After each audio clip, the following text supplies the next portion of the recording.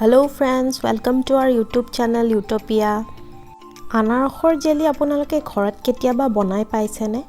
শাহুমায়ে আজি আনাৰসৰ জেলি বনাম বুলি ক'লে আৰু সেই আপোনালোকৰ লগত ৰেচিপিটো শ্বেয়াৰ কৰিম বুলি ভাবিলো। আহকচোন ঘৰতেই আনাৰসৰ জেলি কেনেকৈনো বনাই শিকো। প্ৰথমে আনাৰসৰ বাকলিবোৰ পৰিষ্কাৰকৈ এৰুৱাই পেলোৱা হৈছে। আনাৰসৰ বাকলিত লাগি থকা কোলা অংশবোৰ ভালদৰে পৰিষ্কাৰ কৰি ল'ব লাগিব, নহলে বনাওতে কালাৰটোও বেয়া হ'ব আৰু খাবলৈও বেয়া হ'ব। আনাৰসটো সৰু সৰু টুকুৰা কৰি কাটি লোৱা হৈছে আৰু মাজৰ যিখিনি টান অংশ সেইখিনি বেলেগকৈ কাটি লোৱা হৈছে। কাটি লোৱা আনাৰসখিনি মিক্সিত এতিয়া পেষ্ট বনাই লোৱা হ'ব। আপোনালোকৰ নিজৰ ইচ্ছা অনুসৰি আনাৰসখিনি যেনেকৈ কাটিব বিচাৰে কাটি ল'ব আৰু তাৰ পিছত মিক্সিত আটাইখিনি আনাৰস পেষ্ট কৰি ল'ব।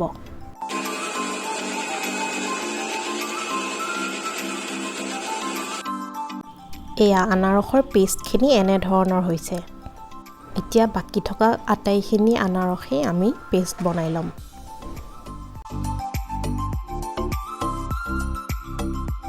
জেলিখিনি কেৰাহীতে বনোৱা হ'ব বাবে কেৰাহীখনতে পেষ্টখিনি উলিয়াই ৰখা হৈছে। আনাৰসৰ মাজৰ টান অংশখিনি বেলেগকৈ পেষ্ট বনাই লোৱা হ'ব। এইখিনি অংশ অকণমান টান বাবে বেছি সময় লাগে মিক্সিত পেষ্ট কৰোঁতে। আটাইখিনি পেষ্ট মিহলি কৰি লোৱা হ'ল ইয়াতে। এতিয়া দিব চেনি। চেনি ইয়াতে 6 কাপ লোৱা হৈছে আৰু আনাৰস আছিল আমাৰ হাতত 6টা। পকা আনাৰসটো খাবলৈ মিঠা সোৱাদযুক্ত হয় যদিও আমি অনা আনাৰসটো অকণমান বেছি টেঙা আছিলে, সেয়ে চেনি অকণমান বেছিকৈ দিয়া হৈছে।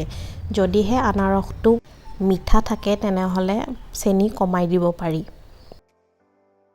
চেনিখিনি দিয়াৰ পিছতে গেছত কেৰাহীটো তুলি দিয়া হ'ল আৰু এতিয়া এইখিনি লৰাই থাকিব লাগিব যাতে তলিত লাগি নধৰে। এনে ধৰণৰ ৰেচিপিবোৰ পাই থাকিবৰ বাবে আমাৰ চেনেলটো ছাবস্ক্ৰাইব কৰি দিব।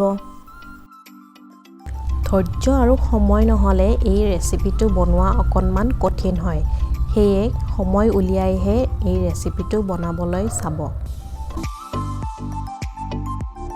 জুইখিনি হাই ফ্লেমত দি আনাৰসখিনি আমি এতিয়া এনেদৰে লাৰি থাকিব লাগিব।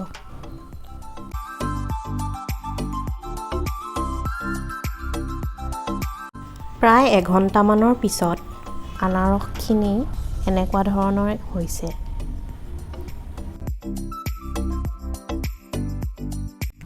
আনাৰসৰ পৰা ওলোৱা পানীবোৰৰ বাবে একেবাৰে পনীয়া নিচিনা হৈছে।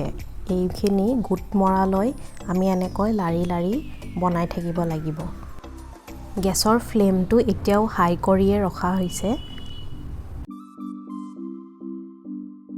আৰু এইখিনিতে উতলি থকা আনাৰসৰ ৰসখিনিতে অকণমান ফুড কালাৰিং ইয়াতে দি দিয়া হয়।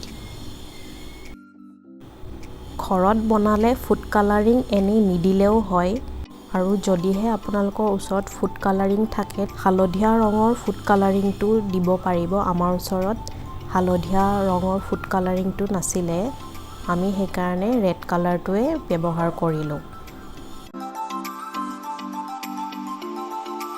ফুড কালাৰিং ইউজ নকৰিলেও জেলিৰ কালাৰটো ভালেই হয় আৰু খাবলৈও খুব টেষ্টি হয়।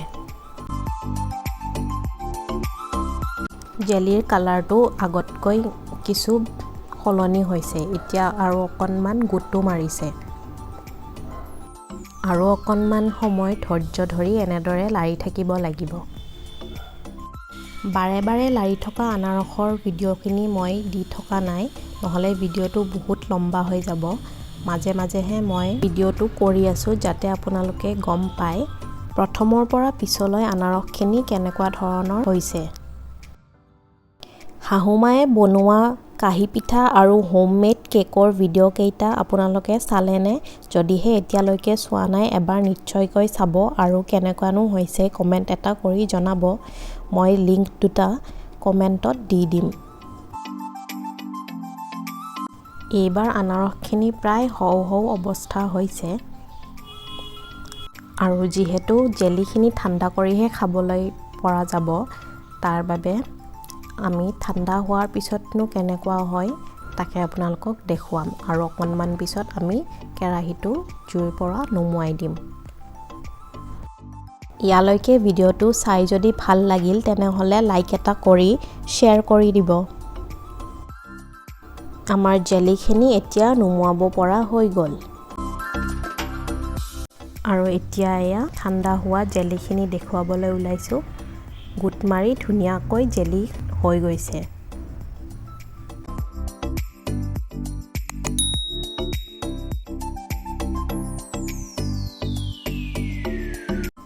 জেলিখিনি বজাৰৰ জেলিৰ নিচিনাকৈ ধুনীয়া আঠা আঠাযুক্ত হৈছে আৰু খাবলৈও ই বিৰাট টেষ্টি হৈছে আপোনালোকেও বনাই চাব আৰু ভিডিঅ'টো ভাল লাগিল যদি লাইক শ্বেয়াৰ আৰু কমেণ্ট কৰি চেনেলটো ছাবস্ক্ৰাইব কৰি দিব বাই